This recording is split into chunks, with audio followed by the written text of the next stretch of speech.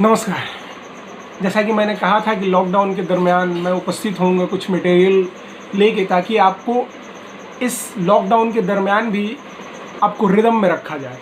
इस संदर्भ में मैंने कहा था कि छोटे छोटे वीडियोस बनाऊंगा ताकि आप कुछ पढ़ सके घर पे बैठ के। उसी के संदर्भ में मैं आज बात कर रहा हूँ भारतीय स्वाधीनता संग्राम की। भारतीय स्वाधीनता संग्राम से ज़्यादातर सवाल पूछे जाते हैं वनडे एग्जाम्स में, और ज़्यादातर सवाल पूछे जाते हैं वो होता है प्रथम क्रांति जो होती है 1857, उसके बाद से शुरू होता है। और वहीं से आज हम चर्चा की शुरुआत करेंगे और 1947 तक हम इसको लेके जाएंगे। 1857 में जैसे ही विद्रोह होता है भारत में, सिपोही, उसको मिलिट्री विद्रोह भी कहा जाता है कि भारत में सैनिक विद्रोह हुआ था।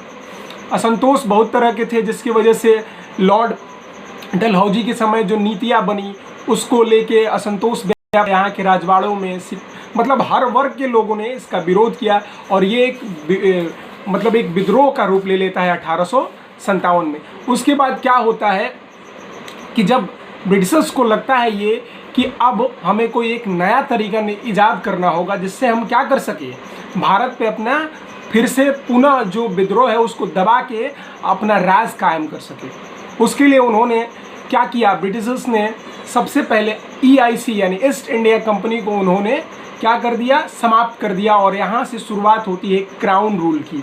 और कहा जाता है कि इससे पहले ईस्ट इंडिया कंपनी जो थी यहाँ की समस्याओं का निदान करने का प्रयास करती थी जब वो रूल कर रही थी।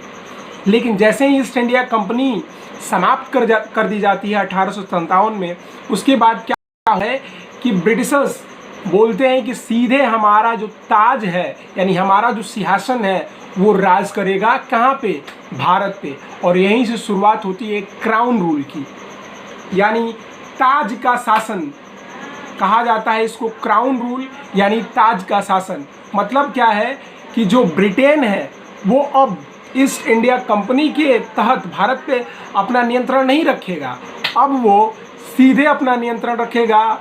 और किसके तहत रखेगा, तो उसने नियुक्ति की यहाँ से वायसराय का। इससे पहले आपने पढ़ा होगा कि बंगाल के गवर्नर बने, भारत के गवर्नर बने, अब यहाँ से आपको वायसराय मिलेंगे।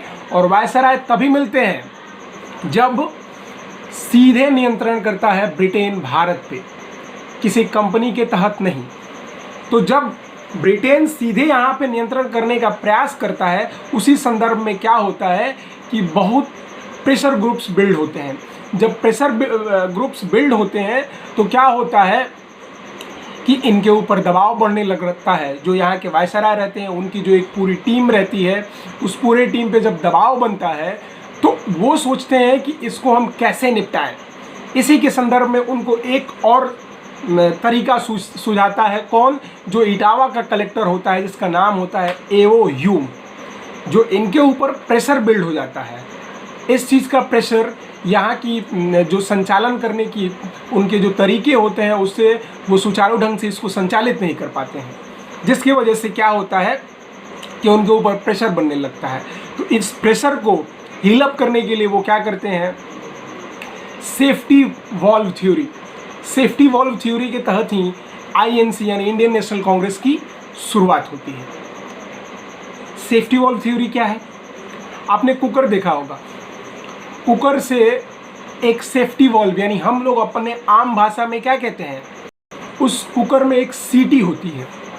उस सीटी के तहत हम जो प्रेशर रहता है, जो तापमान और वाष्प का जो प्रेशर रहता है कुकर में, उसको हम एक सीटी के माध्यम से हम बाहर निकालने का प्रयास करते हैं। तो वो जो कुकर होता है वो भी एक सेफ्टी वॉल्व थ्योरी पे काम करता है।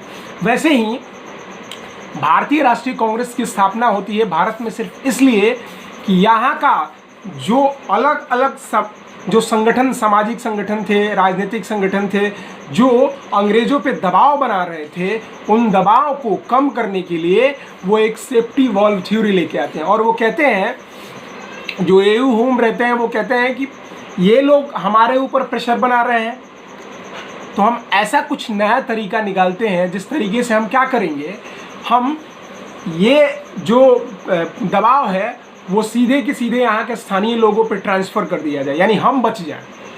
इसी को क्या बोलेंगे हम, सेफ्टी वॉल्व थ्योरी। अंग्रेज अपने बचने के लिए एक नया तरीका निकालते हैं और वो तरीका कहलाता है INC यानी इंडियन नेशनल कांग्रेस, भारतीय राष्ट्रीय कांग्रेस। भारतीय राष्ट्रीय कांग्रेस की स्थापना होती है 1885 में। स्थापना के समय यहाँ के वायसराय होते हैं लॉर्ड डफरिन। और स्थापना कौन करता है? एओ ह्यूम। अब ये जो सेफ्टी वॉल्व थ्योरी बनाई जाती है, इसके तहत क्या होता है? इसके तहत ये होता है कि इससे पहले जो समस्याएं थी वो वायसराय के माध्यम से क्राउन क्या करता था, उसको डील करता था। यानी वायसराय के माध्यम से ब्रिटिशर्स सीधे हमारे समस्याओं का निपटारा करते थे। उसमें क्या होता था कि वायसराय के ऊपर ज़्यादा दबाव बनाया जाता था। जो संगठन थे वो लोग दबाव बनाते थे कि आप समय पे चरणबद्ध तरीके से इन कामों को निपटाइए, जो नहीं निपटता था उन कामों को लेके। तो इन्होंने एक तरीका निकाला कि क्यों ना ऐसा किया जाए कि यहीं के लोगों को आगे किया जाए, यहीं के लोगों को नियुक्त कर दिया जाए और यहाँ की जो समस्याएं हैं ये स्थानीय लोग देखेंगे। उसी के मार्फत, उसी के तहत या उसी के लिए इंडियन नेशनल कांग्रेस की स्थापना होती है। और इंडियन नेशनल कांग्रेस की स्थापना होती है 1885 में। ये सवाल कई बार पूछे गए हैं और हमेशा पूछे जाते हैं कि भारतीय राष्ट्रीय कांग्रेस की स्थापना कब हुई थी। भारतीय राष्ट्रीय कांग्रेस की स्थापना जो होती है 1885 में होती है। और भारतीय राष्ट्रीय कांग्रेस की स्थापना कौन करता है? एओ ह्यूम करते हैं। उस समय वायसराय कौन रहते हैं? वायसराय रहते हैं लॉर्ड डफरिन। क्लियर। अब आते हैं कि भारतीय राष्ट्रीय कांग्रेस की स्थापना के बाद प्रथम अधिवेशन कहाँ हुए थे, इससे भी सवाल बहुत बार पूछे जाते हैं। तो भारतीय राष्ट्रीय कांग्रेस का प्रथम अधिवेशन होता है 1885 में ही मुंबई में होता है।